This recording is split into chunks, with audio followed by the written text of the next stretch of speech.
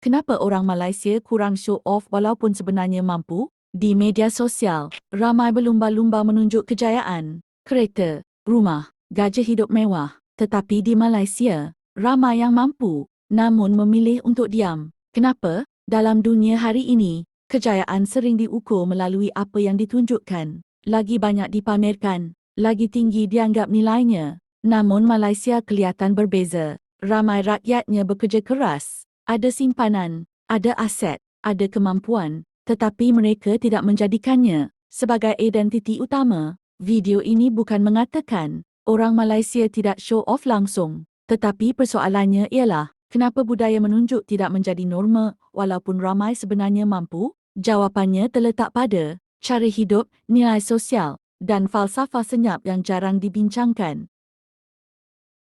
1. Budaya rendah diri lebih dihargai. Dalam masyarakat Malaysia, rendah diri dianggap lebih mulia daripada menunjuk kejayaan. Orang yang terlalu show off mudah dilabel sombong, bukan kerana benci kejayaan, tetapi kerana kejayaan tidak perlu diumumkan. 2. Takut tarik perhatian yang tak perlu. Ramai orang Malaysia percaya satu perkara, lebih baik hidup tenang daripada hidup diperhatikan. Menunjuk kekayaan boleh menarik cemburu, tekanan sosial, masalah keselamatan. Jadi mereka memilih untuk sederhana. 3. Nilai cukup dalam kehidupan. Bagi ramai rakyat Malaysia, hidup bukan tentang menjadi paling hebat. Cukup selesa, cukup stabil, cukup untuk keluarga. Apabila konsep cukup wujud, keperluan untuk menunjuk menjadi tidak penting. 4. Kekayaan bukan sumber status utama. Di Malaysia, status seseorang jarang dinilai hanya melalui harta, sikap, adab, cara bercakap. Semua ini lebih mempengaruhi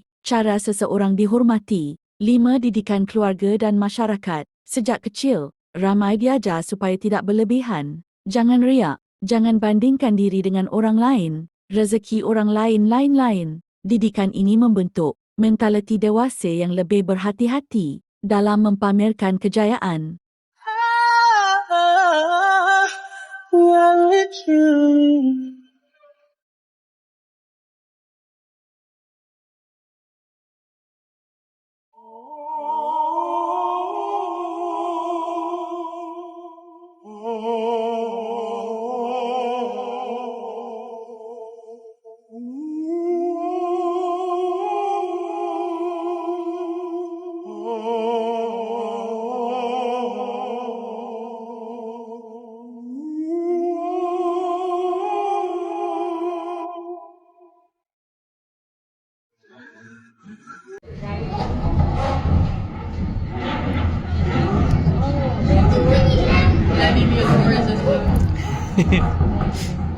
They're not moving. Why they make a sound?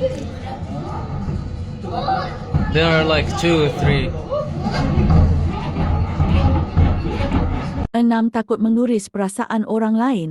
Dalam masyarakat yang rapat, kejayaan seseorang mudah dibandingkan. Orang Malaysia sedar, menunjuk kemewahan boleh menguris perasaan orang yang sedang bergelut. Jadi mereka memilih untuk berjaya secara senyap. 7. Kekayaan disimpan, bukan dipamer. Ramai yang memilih melabur, menyimpan, membeli aset senyap daripada membeli simbol status yang cepat susut nilainya. Ini bukan kekurangan cita-cita, tetapi strategi jangka panjang. 8. Media sosial tidak sepenuhnya realiti. Orang Malaysia semakin sedar bahawa media sosial tidak mencerminkan kehidupan sebenar. Menunjuk di skrin tidak semestinya bermakna bahagia di dunia nyata. Kesedaran ini mengurangkan keperluan show off. 9. Kaya tidak bermaksud bebas tekanan. Ramai sedar satu hakikat penting. Kekayaan datang bersama tanggungjawab. Lebih banyak ditunjukkan, lebih banyak dijangka. Jadi mereka memilih keamanan mental daripada validasi luar. 10. Kejayaan tidak perlu penonton. Akhirnya, ramai orang Malaysia percaya jika hidup selesa, keluarga terjaga, dan hati tenang, itu sudah cukup. Kejayaan sebenar tidak memerlukan sorakan. Orang Malaysia bukan kurang cita-cita, bukan juga takut berjaya. Mereka cuma memilih cara yang lebih senyap. Soalan terakhir bukan kenapa orang Malaysia kurang show off. Soalan yang lebih mendalam ialah, dalam dunia yang bising menunjuk kejayaan, adakah memilih untuk berjaya secara diam Sebenarnya satu bentuk kebijaksanaan, kerana kadang-kadang, yang paling mampu, ialah yang paling tenang. Imagine waking up in a country where people quietly train their minds every single day, without calling it self-improvement. No loud motivation speeches. No viral life hacks. Just habits, small, invisible habits, that by 2025 are turning Malaysia into one of the smartest nations people don't talk about enough. And here's the twist, most Malaysians don't even realize they're doing it. Think about this for a second. What if intelligence isn't about IQ tests or elite universities, but about how a society thinks, adapts, and cooperates? Malaysia figured this out early. And once you notice it, you can't unsee it. Let me ask you something before we go on. When was the last time you changed your opinion because someone explained things calmly instead of shouting? That's habit number 1. In Malaysia, conversation is a mental exercise. People grow up in homes where multiple languages float around naturally: Bahasa Malaysia, English, Mandarin, Tamil, and dozens of dialects. This isn't just cultural beauty, it's brain training. Switching languages daily strengthens memory, decision-making, and problem-solving. By 2025, Malaysian students and professionals are mentally flexible in a way that many monolingual societies struggle to match. And here's the surprising part, this didn't come from elite schools. It came from markets, family dinners, mamak stalls, and everyday life. Intelligence built into routine. Now pause for a moment, how many languages do you hear in your daily life? Another powerful habit Malaysians have is learning without ego. From school to the workplace, asking questions is normal. You'll see senior engineers listening to interns. Business owners asking staff for ideas. Teachers encouraging debate instead of memorization. This culture of, I can still learn, keeps minds sharp well into adulthood. In 2025, while some societies struggle with outdated thinking, Malaysians adapt fast: new tech, new jobs, new systems, because curiosity never left the room. And here's a quiet flex: Malaysians don't rush intelligence, they layer it. Education is taken seriously, but not obsessively. There's pressure to do well, yes, but also space to breathe. Students learn discipline without burnout. Parents push effort, not entitlement. By the time young Malaysians enter the workforce, they're resilient thinkers, not fragile overachievers. Quick question: would you rather raise a child who memorizes answers, or one who can handle change?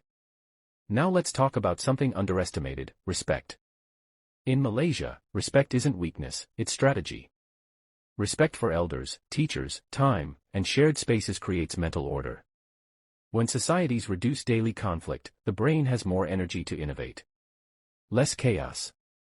More clarity. That's why Malaysian workplaces in 2025 are known for collaboration over competition. People don't waste intelligence fighting each other, they build together.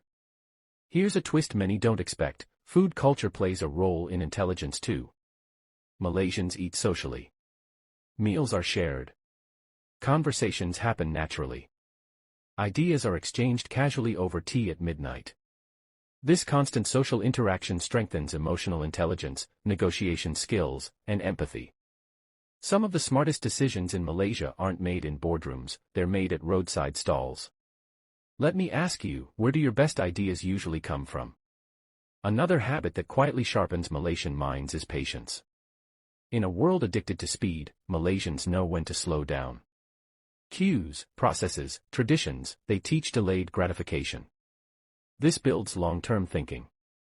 In 2025, this is why Malaysian planners, engineers, and policymakers are known for stability instead of reckless innovation. Smart isn't always fast. Sometimes smart is steady. And now something powerful: Malaysians grow up balancing modern ambition with cultural roots. Religion, tradition, and progress coexist. This balance trains critical thinking. People learn to navigate complexity without extremes. They don't see the world in black and white, and that's the mark of a truly intelligent society. Mini pause: do you think balance is taught, or lived? By 2025, Malaysia's digital habits also stand out. Technology is embraced, but not worshipped. Phones are tools, not identities. Young Malaysians use tech to learn, earn, and connect, not just scroll. That's why Malaysia keeps producing adaptable digital talent without losing human connection. Here's the unexpected truth: Malaysians don't chase being the smartest. They chase being useful. And usefulness creates intelligence that lasts. Even humor plays a role. Malaysians joke through pressure. Sarcasm, wordplay, multilingual humor, it trains fast thinking and emotional resilience. Laughter becomes mental survival training. Now think about this, how many societies can laugh during difficulty and still move forward? By the time you reach 2025, all these habits stack. Language flexibility. Curiosity without ego. Respect. Balance. Patience. Social intelligence. And suddenly, you see it, Malaysia didn't accidentally become smart. It was built habit by habit, generation by generation. If you're Malaysian, this isn't just praise, it's proof. And if you're not, there's something here worth learning. Before you go, reflect for a second, which of these habits do you already practice, and which one surprised you the most? That answer says a lot. If this made you see Malaysia differently, pass it on to someone who still underestimates quiet intelligence. Sometimes the smartest nations don't shout, they simply grow.